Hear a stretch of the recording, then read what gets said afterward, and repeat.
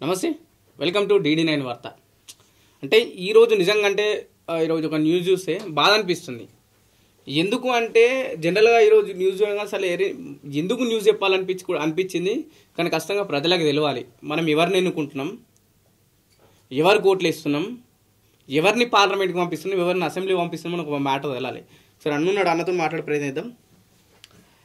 700కు పైగా 781 మంది ఎంపీలో 762 మందికి ఓట్లు ఉన్నాయి. ఎవరు గెలిచిన వారు, పార్లమెంట్ గెలిచిన వారు ఎంపీలు.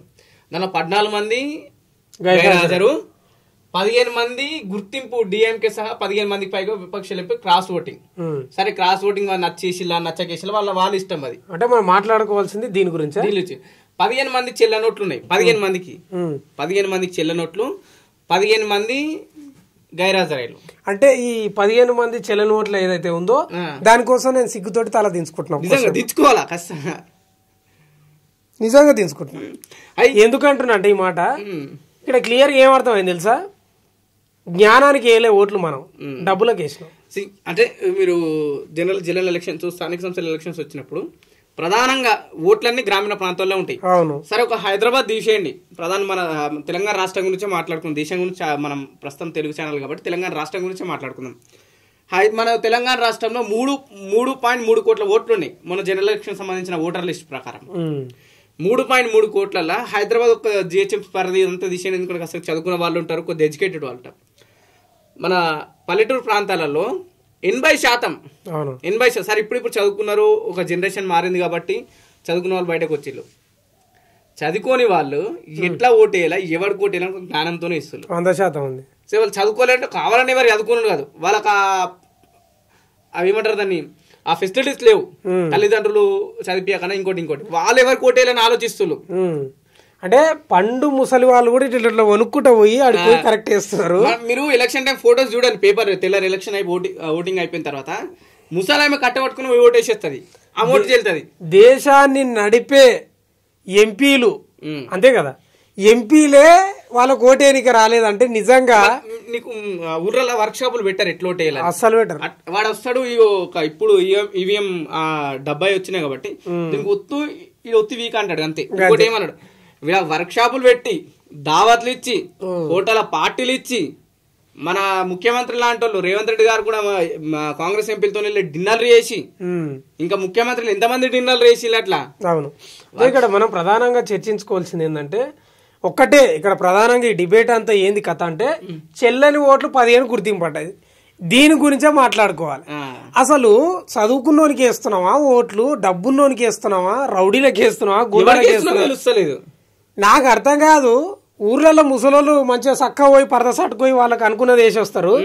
వీళ్ళు 15 మంది గుర్తింపు ఏంది, వాళ్ళు వేసిన ఓట్లే చెల్లలేదంటే మళ్ళీ ఇప్పటి నుంచి వ్యవహారం కాదు. ధన్కర్ గారు ఎప్పుడైతే రాజీనామా చేసిన అప్పటి నుంచి వ్యవహారం నడుస్తుంది. ఓట్లు వస్తే ఓట్లు ఎట్లా వేయాలని తెలిసిన వాళ్ళు, సరే కొత్త వాళ్ళు అయినా సరే వాళ్ళకు నాకు తెలిసి 2-3 రోజులు వర్క్ షాప్ నిర్వహిస్తారు.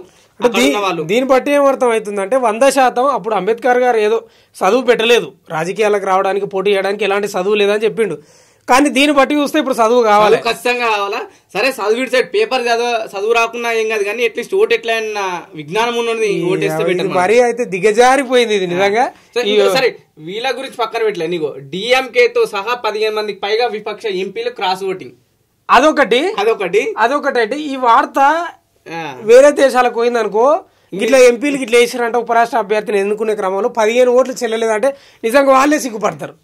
అంటే అట్లుంది మన వ్యవస్థ, ఇట్లా ఉంది. మనం ఎవరికి వేస్తున్నాం ఓట్లు, ఏం కథ, ఏం లక్షణం, కేవలం డబ్బే, ముచ్చటేం లేదు. నా దగ్గర డబ్బు ఉంది అనుకో, నాకు చదువు ఉన్నా లేకపోయినా గుద్దుడే. నిజంగా వాళ్ళు కళ్ళు మూసుకొనేసిళ్ళు, కళ్ళు తెరిచేసిళ్ళు, ఎట్లేసిలో కూడా తెలుస్తలేదు, మరి దారుణం. దీంట్లో ప్రస్తుతం ఇక్కడ బీఆర్ఎస్ పార్టీ కూడా దాన్ని బైకాట్ చేసి బహిష్కరించింది అనుకోవచ్చు. ఇక్కడ తెలంగాణలో 2 సార్లు అధికారంలో ఉన్న పార్టీ, ప్రధానంగా ప్రాంతీయ బలమైన పార్టీ ఓట్లను లెక్కేయాలి, ఓటర్లను లెక్కేయాలి, పాల్గొనమని చెప్పేసి. వాస్తవంగా ఈ వార్త మనకి ఏదో చిన్నగా అనిపిస్తుంది, ఇదే ఒక మూడు పదాలే అనిపిస్తుంది. కానీ ఎంత డేంజరో తెలుసా? చదువు లేకపోతే దేశం ఎంత స్థాయిలో దిగజారిపోతుందో, అసలు టెక్నాలజీ అభివృద్ధి చెందకపోవడానికి మనమేమో ఆలోచిస్తున్నాం మన పిల్లలు ఇంత దేశం ముందుకు పోకపోవడానికి కారణమే రాజకీయ నాయకులు. ఇప్పుడు వీళ్ళు వస్తారు ఎలక్షన్ టైంలో ఎట్లా వస్తారంటే, నేను గెలిస్తే ఇంటిగ్రేటెడ్ స్కూల్ తీసుకొస్తాం, లేకపోతే ఆ స్మార్ట్ స్కూల్స్ తీసుకొస్తాం అంటారు. వీళ్ళు గెలిస్తే వీళ్ళ హామీలు ఏడ తెచ్చిండ్రు? రేవంత్ రెడ్డి ఈ రోజు పోయిండు, నిన్న అక్కడనే ఉన్నాడు కదా, integrated young India integrated school పెట్టిండు కదా. నిధులు ఏమంటే వాళ్ళు ఇచ్చే పరిస్థితి లేదు, ఒక్కటి ఇవ్వలేదు.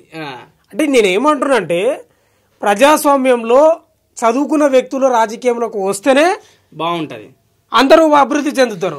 వాళ్ళకి బాగుండేమో అని అవతలోడు బాగుపడతారు. ఖచ్చితంగా వాళ్ళ ఓట్లేసిన జనాలు మాత్రం బాగుపడతారు. సరే మాత్రం చదువుకున్నాడు కూడా స్కామ్ చేస్తున్నా అంటే వాడి గురించి ప్రజలే ఒకసారి స్కామ్ చేసిన వాడు తప్పు అని బయటపడితే వాడిని పక్కన కూర్చోబెట్టే పరిస్థితి కూడా కనిపించింది. అంటే ఈ లెక్కన ఈ మధ్యకాలంలో కూడా ఎమ్మెల్సీ ఎన్నికల్లో కూడా మన గ్రాడ్యుయేషన్ ఎన్నికల్లో కూడా ఎక్కడ వేసారో తెలుస్తలేదు, అసలు ఏదో గుర్తుతారో ఏదో చేస్తారు. అంటే ఇప్పుడు చదువులో వీళ్ళకి ఇంట్రెస్ట్ లేదా, విద్యా వ్యవస్థలో లోపాలు ఉన్నాయా, లేకపోతే తమాషా చేస్తున్నారా ఏందో అర్థం కాదు. కానీ నిజంగా చదువులు అయితే దిగజారిపోయినాయి అబ్బా.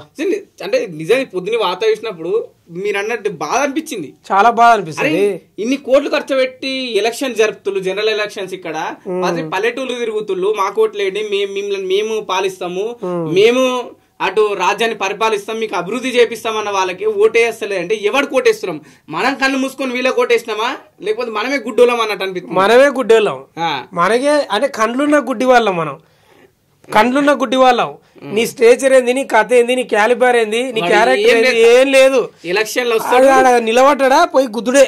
ఎలక్షన్ లో మంచి సూట్ వేస్తాడు, 40 లక్షల కార్ వేసుకొని వస్తాడు, అమ్మాయి అంటాడు, కడుపులో తలకాయ పెడతాడు. అదే వాస్తవంగా కూడా ఈ వార్త చూస్తే నాకు కూడా సిగ్గు అనిపించింది, అందుకే తల కిందికి వేసుకున్నా. క్షమించాలి మీరు కూడా.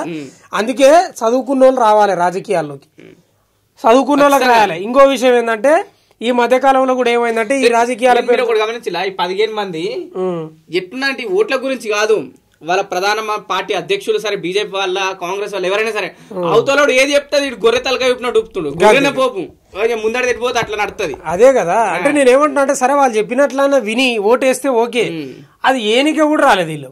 అట్లుంది పరిస్థితి. ఈడ కూడా మన అసెంబ్లీలో కూడా మస్తుంటారు, చదువుకున్నాడే మస్తున్నారు. ఏం చేయాలంటే పల్లెటూళ్ళకి పోయి పెద్ద మనుషులు ఉంటారు కదా, కట్టె పట్టుకుని ఓటేస్తే వాళ్ళకి దగ్గరకు వీళ్ళకి వర్క్ షాప్లు ఇప్పేలా.